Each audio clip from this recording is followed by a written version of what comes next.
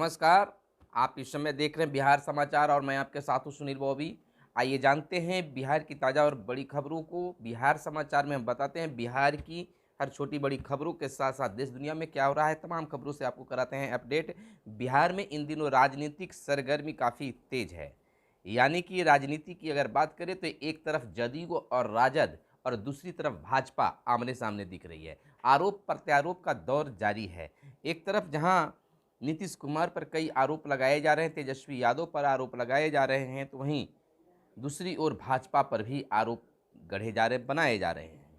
हालांकि अब बिहार की राजनीति काफ़ी दूसरे ढंग के दिखने लगी है।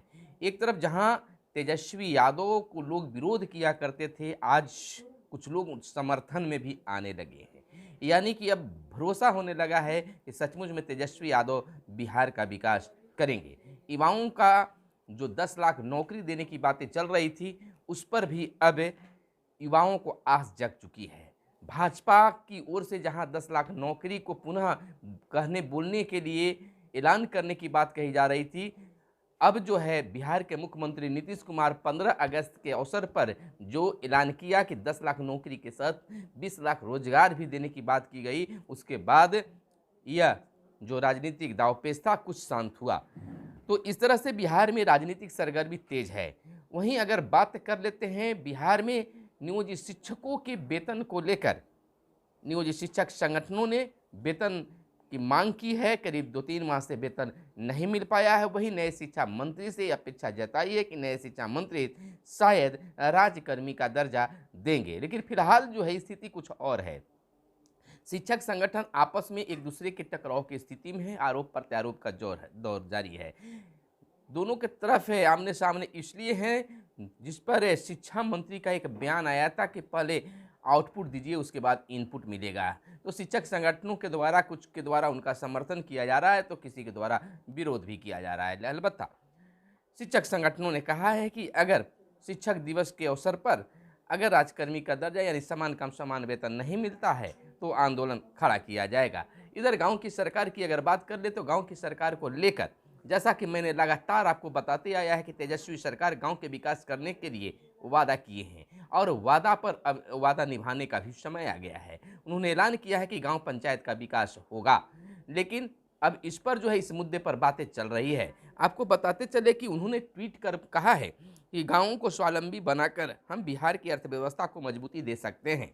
हमारा लक्ष्य है कि बिहार का हर गांव, टोला और बसावट पक्की सड़क से जुड़े, यानी कि पक्की सड़क से जुड़ने की बातें चल रही है। तो इस प्रकार से तेजस्वी यादव ने ट्वीट कर कहा है कि हम चाहते हैं कि गाँवों को स्वावलंबी बनाया जाए और बिहार की अर्थव्यवस्था को मजबूती दिया जाए, यानी कि गांव का विकास होगा तब बिहार का स्वावलंबी बिहार जो है अर्थव्यवस्था में मजबूत होगा। इधर सरकारी बैठकों में जीजा और सलाहकार के शामिल होने पर विवाद छिड़ गया है।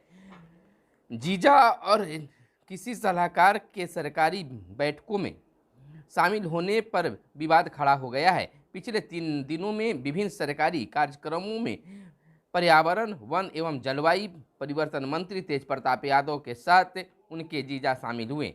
उधर उप मुख्यमंत्री तेजस्वी यादव की स्वास्थ्य विभाग की बैठक में उनके सहायक संजय यादव भी शामिल हुए। इनकी तस्वीरें सोशल मीडिया पर खूब वायरल हो रही है। विपक्ष इसे पूरा मुद्दा बनाए हुए है। मुख्यमंत्री को इसका जवाब तो देना ही होगा, सुशील मोदी ने कहा है उन्होंने सुशील मोदी ने कि लालू प्रसाद के बड़े लाल तेज प्रताप यादव ने मंत्री होने के नाते 3 बैठकें की, लेकिन उनका संचालन उनकी जगह उनके बहनोई शैलेंद्र कुमार ने की। अरुणा यानी कि जहां पर किया गया अरण्य भवन में और प्रदूषण नियंत्रण बोर्ड में तेज प्रताप यादव ने अधिकारियों की बैठक बुलाई, लेकिन उनकी जगह शैलेंद्र कुमार की निर्देश देते हुए सवाल करते नजर आ रहे हैं। यह बड़ा सवाल है कि इन बैठकों में शैलेंद्र कुमार कैसे पहुंचे। नीरज बबलू पर आय छुपाने का आरोप लगा है। आयकर जांच की और दोबारा मौका नहीं देने से हजारों छात्र परेशान हैं। बिहार ने केंद्र से और 12 करोड़ मानव दिवस मांगे हैं। 2022-23 के लिए 10 करोड़ कम मानव दिवस मिले हैं। मनरेगा को लेकर बड़ी खबर निकलकर सामने आ रही है कि राज्य सरकार ने मनरेगा योजना के अंतर्गत वित्तीय वर्ष 2022-23 में केंद्र से और 12 करोड़ मानव दिवस की मांग की है। चालू वित्तीय वर्ष के लिए केंद्र सरकार से 25 करोड़ का मानव दिवस का प्रस्ताव दिया था, परंतु इसके विरुद्ध बिहार के लिए 15 करोड़ मानव दिवस की ही स्वीकृति मिली थी, यानी कि 10 करोड़ कम मानव दिवस राज्य को प्राप्त हुए हैं।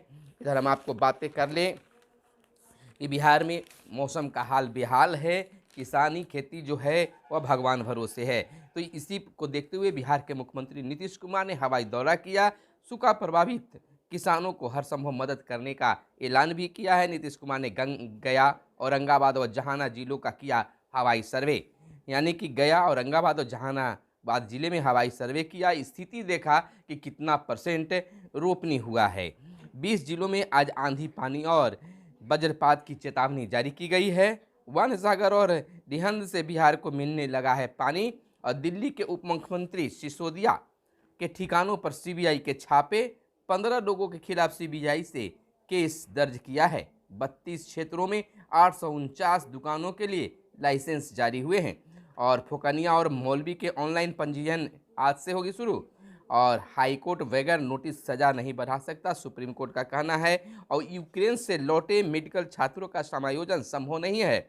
और आतंकियों को धन पहुंचाने में हवाला ऑपरेटर गिरफ्तार। और न्यूयॉर्क में एक माह में दूसरी बार तोड़ी गांधी जी की प्रतिमा। तो यह थी बिहार की प्रमुख खबरें, जो काम की खबरें थी।